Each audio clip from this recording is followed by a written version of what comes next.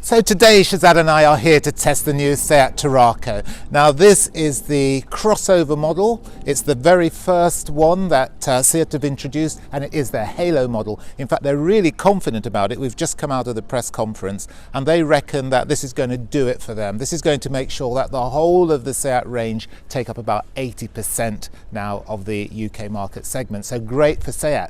Is it going to be a great car to drive? Well, we shall see. But what we are told is that this is a hint of how future SEATs are going to actually look. This particular car, it starts at about £28,000, goes up to about 30,000 and a half, and it comes with 5 different engine variants. Today we're going to be testing the 2-litre diesel, and apparently this too will be its best seller.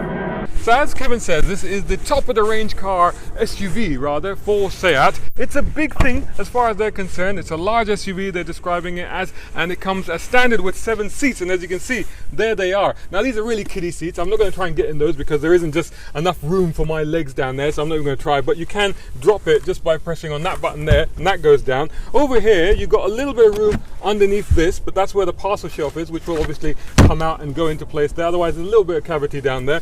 And if you want even more room, as you can see, you can get quite a bit of room just by doing that and by dropping that one. But if you want even more room, and actually these are sliding, so you can see that one isn't slid forward, that one is. That's why that dropped down, but you can slide it forward to get that extra bit of room. If you want even more space, you pull on this lever here, and that goes down, and then you've got quite a lot of room. Talking of that middle row, what's it like? Well, I think Kevin's going to check it out. Hi there. So a test for a car like this is just how easy it is to get in and use day to day, because that's what it's all about. Now Shahzad is 6 foot tall and he's been driving this car. I'm 6 foot tall too, so I'm going to see what it's like to get inside. Actually, unusually for someone of my size with a 6 foot driver in front, this is really, really comfortable. In fact, if I close my eyes, and I think SEAT will be pleased to hear this, but I almost could feel as if I'm in a Range Rover, which is at least 2 or 3 times the price. Inside it's quite simple, quite functional, comfortable, not OTT, doesn't feel premium if I'm honest, but it certainly feels adequate. I suppose what takes away the premium feel is these plastic tables. I'm not quite sure even how they actually work. Oh, there we go, you press this little button at the front here, but it's actually nice. It's a nice little feature, plenty of space for it, which is actually the key. And down here we've got heating controls, which are good, and ventilation, and of course the crucial USB point these days. So yes, I do quite like it. I know there are a couple of seats behind me which I wouldn't stand a cat in hell's chance of getting into, but they weren't made for me, they were made for the little ones. But certainly here I could sit here for hundreds of miles and be very, very comfortable. Here we are in the front of the car, and first impressions, it's very well built, solid. It's very Volkswagen-y, if I can say so, which is no surprising because it's based on the Kodiac, and it's based on same platform as the Kodiac and the Tiguan, so that's where it comes from. And the tech is pretty similar here. Let's turn it on. So the starter button is down there. DSG gearbox, and you've got modes here. You've got eco mode, normal mode, and sports mode, plus terrain select sort of thing. AC control here, 8-inch screen as standard on this model range, and there it does all the usual features you have. It does have lane keep assist and the other driver's aids as well. I can tell you that this is actually a Tarraco Excellence trim level, 2-litre diesel, 190 brake horsepower, 0 to 62 miles per hour, 100 kilometers per hour in 8 seconds, 131 miles per hour, and 37 to 38 miles per gallon. Price on this one, $36,330. It's got this full digital instrument panel here, and if I press the button, you go to this view, which is interesting. It's quite nice. You press it again and you go to this very sci-fi space mode view, which I quite like, and I'm going to keep it on that one. Generally it's pretty good in here. I like the quality levels, I like the trims, and you know, I can tell you that this seat trim, it's Baza grey cloth with brown Alcantara, and that's the brown Alcantara there, so pretty nice. Generally a good seating position, good all-round visibility. So what's it like on the go? Let's find out. So you've had to go in the car now, and I've had to go in the car now, and I think one thing we both agree on, the steering is very light in this car, but it's set up for comfort, isn't it?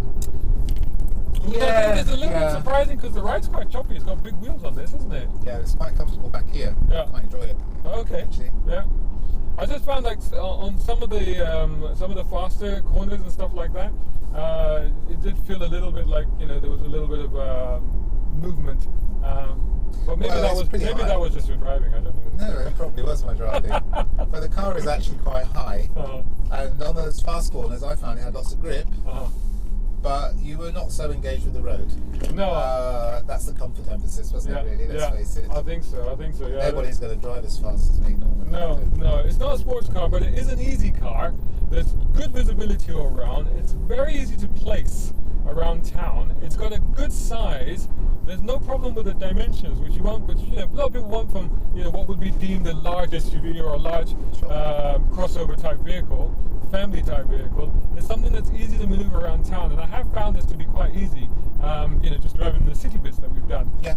One thing I would say is about the diesel. So there, as you see there, it takes a while, doesn't it? The turbo takes a while, and then suddenly you get all the torque at once, sort of thing. Did you find that? It's called bit of turbo lag. Bit of turbo lag.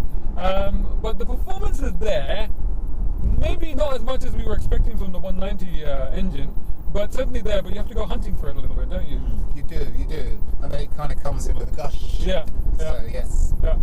But reasonable performance. We've tried the different modes as well. To be honest, I didn't find too much difference between the sports mode and the regular mode. I think the transmission changes its characteristics a little bit, but generally it's fine. Like you said, it has to be accepted. It's not a sporting car. Yeah. But I think earlier on when I was driving it, pushing it a bit, it was impressively hanging on, and it wasn't uncomfortable. It just isn't the kind of car you really want to do that too much with anyway. So, but it's good to know what it's like. It feels very safe, doesn't it? It does. It's very blunted. It's very solid. It's very reassuring. I mean, there's not a lot of feedback or feel through the wheel. It's very light steering, but at the same time, it's quite accurate, pretty precise, pretty faithful. So you know what it's going to do. You can place the car easily, and I think for a lot of people, that's really what it's about. It's just being comfortable and assured that the car is not going to surprise me in any way. Do you normally drive like this? What do you mean like this? Well, like so sedate. I'm sure you do.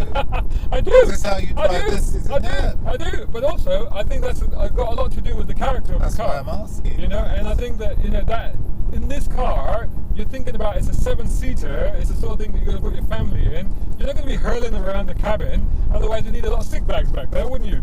Yes, and you'd probably be looking for a divorce. But yeah, I just wondered because to me, you're a bit of a dick dastardly a lot of the time, and now you're driving like really sedate, and I thought you're just doing this for the cameras or what?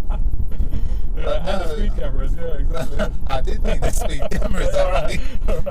I know you haven't got your makeup on, but I have to say I agree. That's why I asked, because I think this kind of car, this particular car, encourages you to drive it in a kind of orderly and considered way, and a kind of relaxed and chilled. Absolutely, yeah. I think it's a very good addition to the segment. I think it's probably going to do really well for them. SEAT saying that they're doing really well sales-wise, particularly the SUVs. So I think, and they've got some great deals and leasing offers in place, don't they? Yeah, so it's on sale already. It's on sale already, so definitely one to check out. And I suppose the whole thing and the way the car's been set up, I suppose it's conducive to having two young ones and the two back seats there. Definitely, yeah. So in a sense, there's almost some kind of passive built-in safety into this car, don't you think? Yeah. I think they've thought about it quite carefully, and it clearly does the job. I know you don't know where you're going. Yeah, I'm just following the sat nav, but never mind. Well, good thing it's a roundabout, so we'll just go round again. It's fine. You're road testing. That's exactly. Testing the grip. See? Yeah. It wasn't too bad there either. Yeah. But yeah, that's what I'd say. I think it's really set up for families, isn't it? Yeah. Which is really, really good. Definitely. So anyway, that's our review on the SEAT Tarraco. It's in showrooms now, as Kevin says. Go check it out. Let us know what you thought of the car, what you thought of the review, what you think of us, and in fact, if you drive the car, what you think of the car. Let us know. We'd love to hear your opinion, and we're just going to keep going around the rest of this. Because why not? You ain't got anything else to do, have you, say? So that's what it is. But do continue to follow us out, check us out on our YouTube channel and all the social media channels, and hope to see you again in the next one. Bye. Bye. This is drive. Pray for safety. That's for the outtakes. Now you're going. Which side of the road do we drive on here? You obviously go on the right-hand side. Jesus Christ. You think I'm joking? I don't know whether you are.